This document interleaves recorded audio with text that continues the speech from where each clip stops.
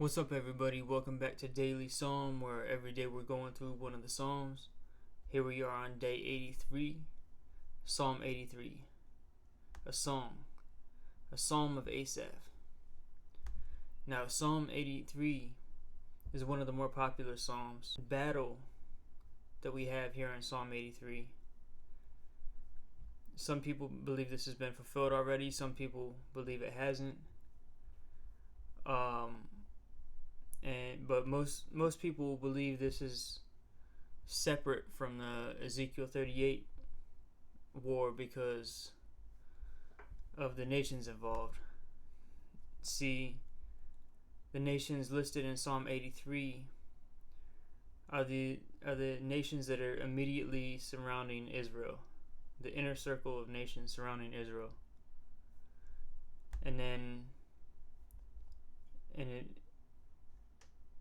Here's just a list of some of them. Lebanon, Palestinians. Here's just a list of some of them. But with Ezekiel 38, we have the outer ring of nations. We have Ethiopia, Libya, Turkey, Iran, and more.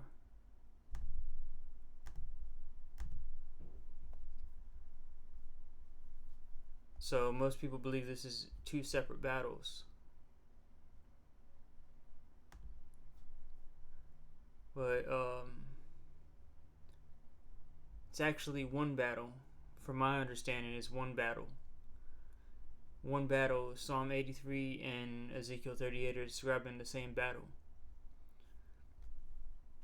All the surrounding nations are going to attack Israel when this comes, when this day comes, when the beginning of the day of the Lord comes. All the surrounding nations are going to attack Israel. The immediate nations that we see right here, listed in Psalm 83, and the distant nations, the outer ring, listed in Ezekiel 38. But understanding prophecy and how some of these nations listed here in Psalm 83 have other fulfillments of prophecy, and God gives us another a deeper look at what is going to happen that day and who is going to be involved. So let's read through this. O God, do not remain quiet. Do not be silent. And O God, do not be still. For behold, your enemies make an uproar, and those who hate you have exalted themselves. They make shrewd plans against your people and conspire together against your treasured ones. This specifically referring to the Jews. They have said, let us come and wipe them out as a nation, that the name of Israel be remembered no more. And all you got to do is look at some of the articles over the past year, and you'll see that this has been said in the past year and many times over the past 70 years. It's been said, come and let us wipe them out as a nation, that the name of Israel be remembered no more. For they have conspired together with one mind, which is this one world government, this beast kingdom. For they have conspired together with one mind. Against you they make a covenant. The Tents of Edom and the Ishmaelites. I'm going to read through these and then go back through a little bit. Moab and the Hagrites. Gebal, Ammon, and Amalek. Philistia with the inhabitants of Tyre. Assyria also has joined with them. They have become a help to the children of Lot. Selah. So what we see here, the tents of Edom. Edom can represent, as many people believe in this prophecy, modern day Jordan. But we know from the scriptures that Edom is the United States in prophecy. It's just a type of, it's another fulfillment of the daughter of Babylon, United States of America. Edom.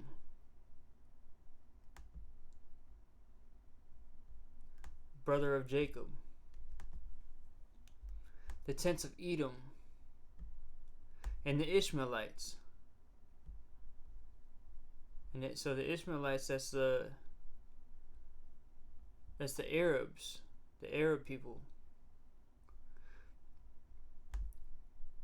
Edom is represented by the United States. So we're shown something deeper here. The tents of Edom and the Ishmaelites. Moab. See, Moab is also referred to. I mean, it's the same as we see here. Moab is also modern day Jordan. But there's also prophecies about Moab that fit the description of the Babylon prophecies. So that's another one. Moab, the U.S., and the Hagrites. And the Hagrites, I'll just look it up real quick.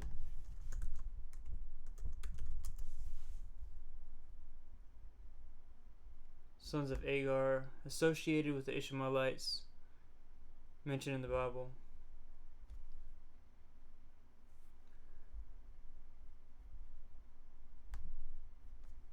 So the same thing, associated with the Ishmaelites, the Arab people. Moab, representing the U.S. again, and the Hagrites, the Arabs. Gebal, Ammon, and Amalek.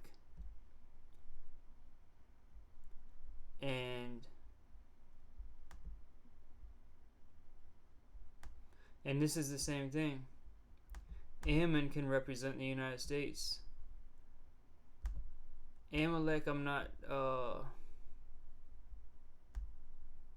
didn't look up Gebal and Amalek personally. We do know that there are surrounding nations here, nations that surround Israel. But Ammon is another one that can represent the U.S. in prophecy. Philistia, like the Philistines, which seem to line up with a lot of the Palestinian prophecies. Philistia with the inhabitants of Tyre, and that's what we saw in Zechariah chapter 9, with Tyre representing the U.S. Philistia with the inhabitants of Tyre. Assyria also is joined with them. And Assyria is kind of synonymous with Babylon in a lot of the scriptures. Can also represent, I believe, the fourth beast kingdom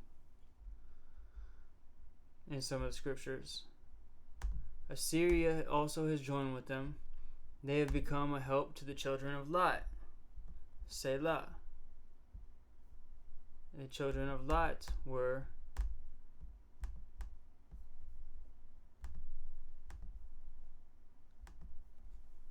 let me just look it up.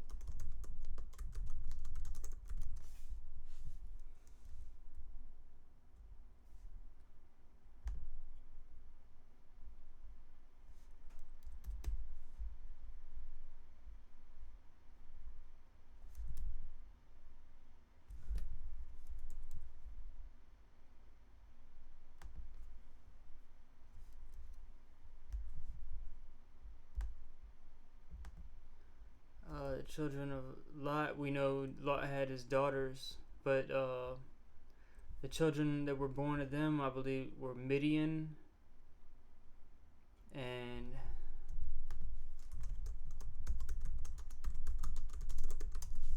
let's see.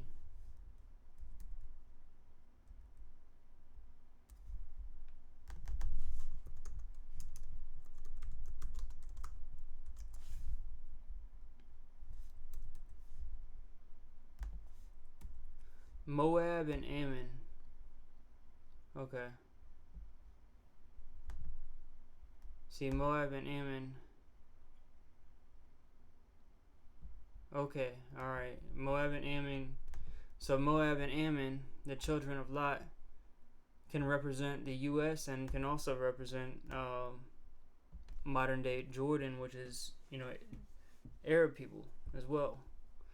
Assyria can represent the U.S., but it can also represent the fourth beast kingdom, becoming a help to the children of Lot in this battle against Israel. See, both Jacob and Esau, Edom, are both going to get crossed.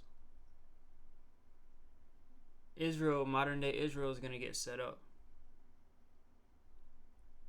Going to get betrayed. But so is America going to get betrayed. And both will fall. Except modern day Israel won't fall completely, because Jesus comes back to defend them personally at this battle. Deal with them as at Midian, or as with Midian, as with Sisera and Jabin at the torrent of Kishon. And we read about Sisera in Judges chapter 4. And Sisera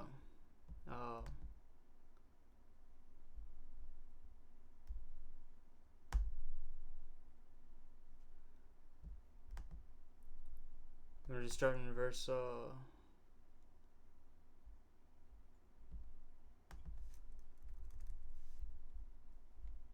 I'm going to start in verse 17. Now Sisera fled away on foot to the tent of Jael, the wife of Heber the Kenite, for there was peace between Jabin the king of Hazor and the house of Heber the Kenite. Jael went out to meet Sisera and said to him, "Turn aside, my master, turn aside to me. Do not be afraid." And he turned aside into her tent and uncovered him with a rug. He said to her, "Please give me a little water to drink, for I am thirsty." So she opened a bottle of milk and gave him a drink. Then she covered him. He said to her, "Stand in the doorway of the tent, and it shall be that if anyone comes to inquire of you and says, 'Is there anyone here?' that you shall say, 'No.'"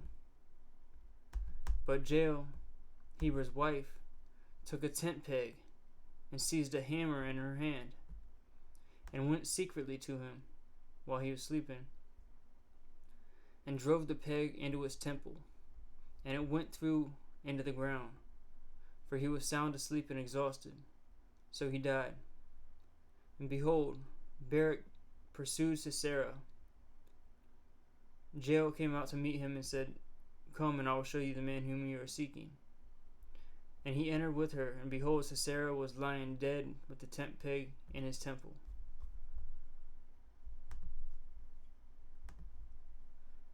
Deal with them as with Midian, as with Sisera and Jabin at the torrent of Kishon, who were destroyed at Endor, who became dung for the ground. Make their nobles like Oreb and Zeb. And Oreb and Zeb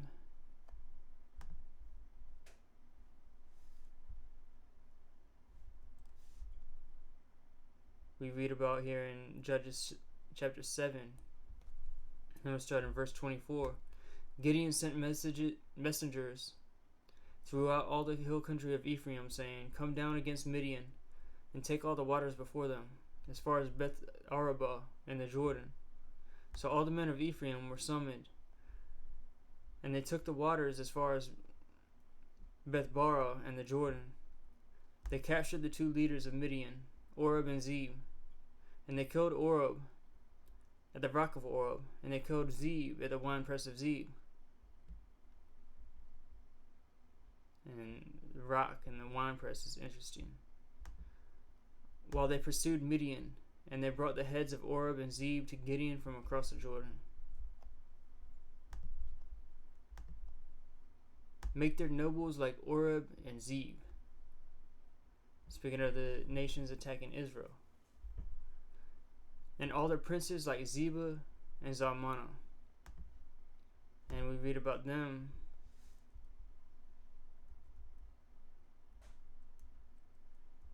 in Judges chapter 8. Let's see.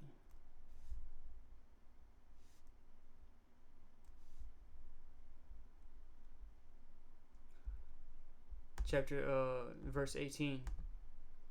Then he said to Zebah and Zalmunna, "What kind of men were they whom you killed at Tabor?"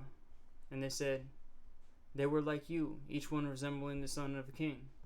He said, "They were my brothers, the sons of my mother. As Yahuwah lives, if you would let them live, I would not kill you." So he said to Jether, his firstborn, "Kill them." But the youth did not draw his sword, for he was afraid, because he was still a youth. Then Zebah and Zalmunna said, "Rise up yourself and fall on us, for as the man, so is his strength." So Gideon arose and killed Zebah and Zalmunna, and took the crescent ornaments which were on their camels' necks.